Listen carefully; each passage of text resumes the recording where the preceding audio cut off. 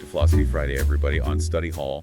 And today we are going to be taking a deep dive into the concept of power.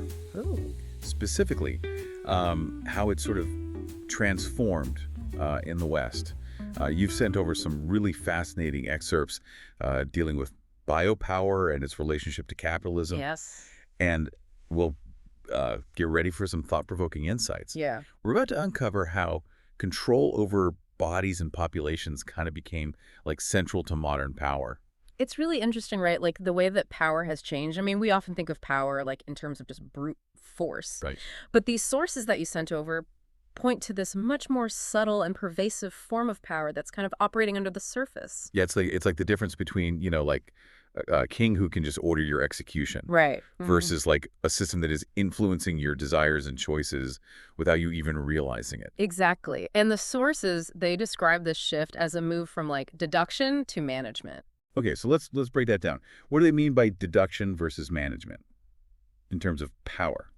Okay, well, think about like the classic image of a sovereign, with a sword. Right. That sword represents the power to like take a life or let live, right? And that's what the sources refer to as deduction. Mm-hmm. It's this very direct, almost transactional form of power that's rooted in that ancient Roman idea of patria potestas, Right. where the father had absolute authority over his family. Right. So it's like they could deduct life, but also, taxes, labor, anything that was valuable to the state. Exactly. It was about like extracting or subtracting resources to maintain the sovereign's power. But then this really interesting thing happened. Power transitioned from this model of deduction to one of management. Mm. Instead of simply taking life, the focus shifted to fostering and optimizing it. So instead of deducting, they're now like investing. Yeah. It's almost like a paradigm shift in how power was conceived. So this shift from taking to managing had huge ripple effects across like all of society. Absolutely. I mean, everything from like how wars were fought to sexuality was impacted by this shift. Okay, so war sexuality feels like we're jumping around a bit. Okay, sure. So like think about how war changed, for example. Mm-hmm. Instead of battles focused on just like eliminating the enemy, Right. there was this new emphasis on like ensuring the survival of one's own troops. Mm. It's subtle, but it reflects this like really fundamental shift in how power was understood and exercised. Okay, so we've got this transition from taking life to managing life. Right. Where does sex fit into all of this? Why is that so central? Well, I mean, think about it. If the goal is now to manage and optimize life, Yeah. sex becomes a pretty important factor. Oh, well, absolutely. It's essential for reproduction, shaping future generations, even for individual health and well-being. So sex moves from being this like largely private matter to something that becomes increasingly subject to like political and social control. It makes you wonder if our like modern obsession with sex is actually a product of this shift towards biopower. You know what I mean? That's a really fascinating question. And it's one that the sources directly address, actually. Oh, wow. Okay. They argue that this focus on managing life led to the emergence of what they call sexuality as a distinct concept. Wait, hold on. Are you saying that sexuality is like a construct? Like it wasn't always a thing? Exactly. Before this shift towards biopower, sex was primarily understood in terms of like procreation and morality. Right. But with the rise of biopower, sex becomes this thing that needs to be like studied and categorized and ultimately controlled. And that's how sexuality emerges as a concept. Okay, so it's not just about the act of sex anymore. It's about like your identity, your desires, your place within society as defined by your sexuality. Exactly. And this new concept of sexuality allowed for like a whole new way of categorizing and controlling people. Yeah. Think about like the emergence of terms like perversions and the increasing focus on things like childhood masturbation and homosexuality. So we start seeing the rise of like medical and social interventions aimed at like controlling and regulating people's sexuality. Precisely. And these interventions weren't just about like individual behavior. They were also about like managing populations. Think about like state-controlled family planning programs. Right. Or policies aimed at promoting, public health. So, wow. By managing sex, you're managing both individuals and the population as a whole. That's a powerful tool for social control. It is. And it's something that the sources really want us to think critically about. They're not just presenting a history of power. Hmm. They're prompting us to question the ways in which power is operating in our own lives. This is where things get really interesting for me.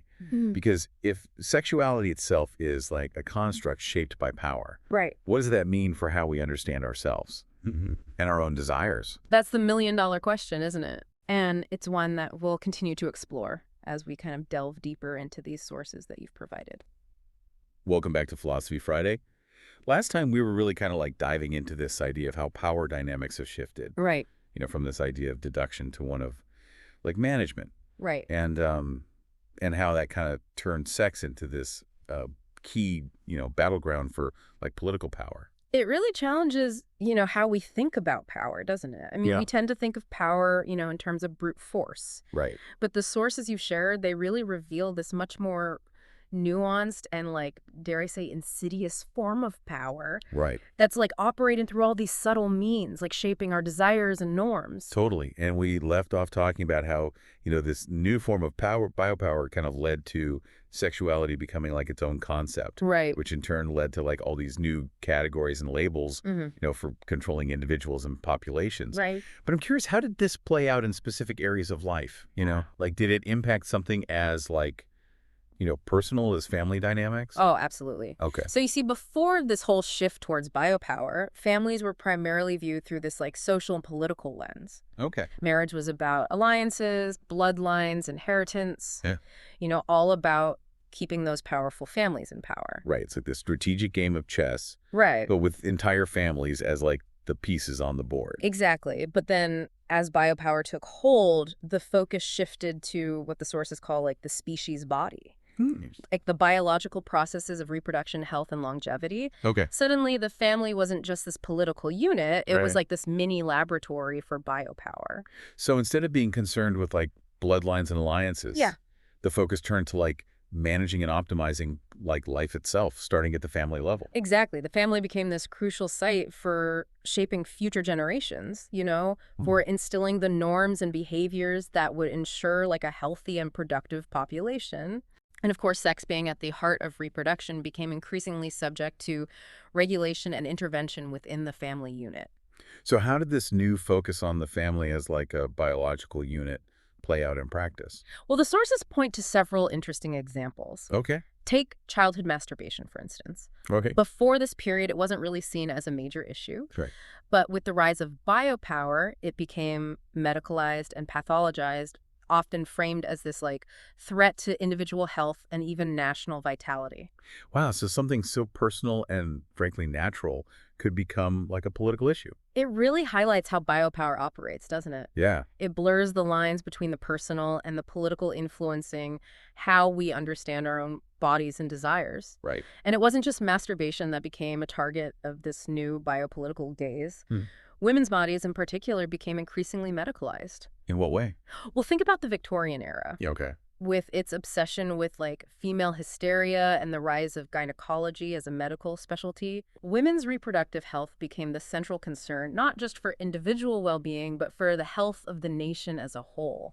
So the family doctor, who might have once been primarily concerned with treating illnesses, Right. now becomes like an agent of biopower, regulating and monitoring sexuality within the family unit. Exactly. And it wasn't just doctors. Oh. The sources also highlight the growing influence of psychiatrists in this new regime of biopower. Okay. They were increasingly called upon to diagnose and treat a whole range of sexual perversions, Right. which were seen as threats to both individual and social well-being. So instead of the priest in the confessional, Right. it's now the doctor, the psychiatrist in the examination room, like policing and regulating sexuality. It's a pretty striking shift, isn't it? It is. And it raises some important questions about the relationship between power knowledge and the construction of normal versus deviant behavior.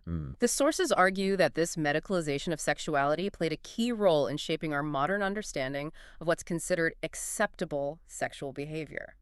It's one thing to read about these historical shifts in power, Right. but it's another to actually see how they played out in people's lives. Are there any specific examples from the sources that really bring this to life? One that comes to mind is the case of Emma Goldman. Okay. a prominent anarchist and feminist who was a vocal advocate for sexual liberation in the early 20th century. Right, I've heard of her. She was repeatedly imprisoned for distributing information about birth control, which Wow. was seen as a threat to the social order. So even advocating for greater sexual freedom Yeah, was seen as a challenge to this new regime of biopower. absolutely. It threatened the state's control over reproduction and ultimately the management of the population. Hmm. Her case really highlights how biopower operates not just through repression, Right. but also by shaping what's considered acceptable discourse and knowledge. It makes you wonder what other aspects of our lives today are shaped by this biopolitical logic without us even realizing it. That's a question worth pondering, isn't it? It is. These sources challenge us to think critically about the ways in which power operates not just in grand historical narratives, Right. but in the everyday fabric of our lives. Mhm. And as we continue to explore the sources you've shared, Yeah. we'll uncover even more examples of how biopower has shaped our understanding of ourselves, our relationships, and our place in the world. Welcome back to Philosophy Friday. So far this deep dive into biopower has really kind of like shaken up my understanding of power dynamics. Yeah. It's like, who knew that something as like personal as sex could be so intertwined with, politics and social control? Right. It's a real eye-opener, I think. It is, yeah. And we started off, talking about this like major historical shift Right. from deduction to management, this idea of, a sovereign power that could just take life Yeah. to this more like nuanced form of power. That focuses on managing and like optimizing life itself. Right. And then we talked about how this shift, made sex this key site for the exercise of biopower, Yeah. impacting everything from like family structures Yeah. to the rise of medical and psychiatric control over sexuality. Exactly. And we even touched upon how, this new focus on managing life led to the emergence of sexuality as a distinct concept. Yes, this whole idea that sexuality is a construct, like, it still feels a bit mind-boggling to me. Yeah. It's like we took something that was once seen as primarily biological and turned it into this like loaded category with all sorts of social and political baggage. It is a really profound point. Yeah. And the sources delve even deeper into this idea, Okay. exploring how the very language we use to talk about sex is infused with power dynamics. Oh, wow. So it's not just about the categories and labels themselves. It's about the way we talk about those categories. Exactly. Like even the words perversion or normal Yeah. are like carrying hidden power dynamics within them. Precisely, the sources argue that this new discourse around sexuality created a whole new system of knowledge and power. Think about like the rise of sexology as a scientific discipline, Okay. with its focus on categorizing and classifying different sexual behaviors. So on the one hand, we have this like scientific effort to understand sex. Right. But on the other hand, that very effort is creating new categories and hierarchies that can be used for social control. Yeah. Like a double-edged sword, It is, and the sources really want us to like grapple with this complexity. Okay. They're not saying that all knowledge about sex is bad, Right. or that we should abandon scientific inquiry altogether, Right. but they are urging us to be critical of how that knowledge is produced and used to be aware of the potential for it to be co-opted by power. That makes a lot of sense. So if we accept that sexuality is a construct, something shaped by power dynamics, what does that mean for us today? How can we navigate this complex landscape of knowledge, power, and desire? That's the million-dollar question, right? Yeah. And the sources don't offer easy answers, Right. but they do provide some valuable insights. Okay. One key takeaway is the importance of questioning assumptions, of being critical of the categories and labels we use to understand ourselves and others. So instead of just accepting like the dominant narratives around sex and sexuality, we need to be willing to deconstruct them, to ask like, where did those narratives come from? Exactly. And like, what purpose do they serve? And we also need to be aware of the ways in which power operates through language and discourse. Okay. The words we use, the stories we tell, even the jokes we make about sex, all of these things contribute to shaping our understanding of what's considered normal and acceptable. Yeah. It's a powerful reminder that language isn't neutral. Right. It carries meaning and power. And Yeah. we need to be mindful of that, especially when it comes to something as personal and potentially vulnerable as sexuality. Absolutely. And this awareness is crucial for creating a more just and equitable world. Yeah. A world where people are free to express their desires and identities without fear of stigma or discrimination. This deep dive has been incredibly enlightening, if not a bit unsettling. Yeah. It's definitely made me rethink a lot of my assumptions about power and knowledge and even my own understanding of sexuality. That's the power of critical inquiry. Yeah. It challenges us to see the world in new ways. Right. And to question the things we often take for granted. Well said. And on that note, thanks for joining us on this thought-provoking journey into the world of biopower. It's been a pleasure. Until next time, keep those minds curious.